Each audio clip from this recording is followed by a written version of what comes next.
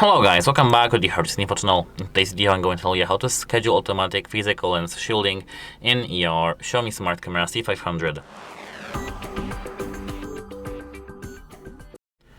So, at first you need to tap these three dots in the top right corner in the application, and here you need to tap the camera settings. Here, as you can see, you have physical lens blocking. Tap it. Here, tap enable it and tap schedule. Once you tap schedule, you can tap this plus, schedule lens blocking, or schedule time. Tap schedule time. Repeat.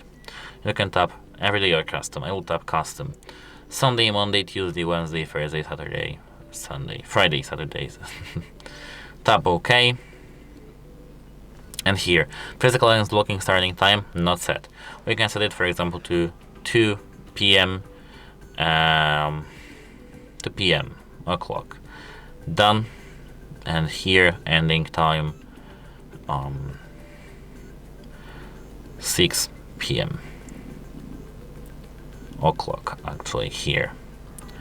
Tap OK and tap the stick icon to confirm. Now, as you can see, we have schedule sleep mode, schedule physical blocking every day, and here 2 p.m. to 4 p.m.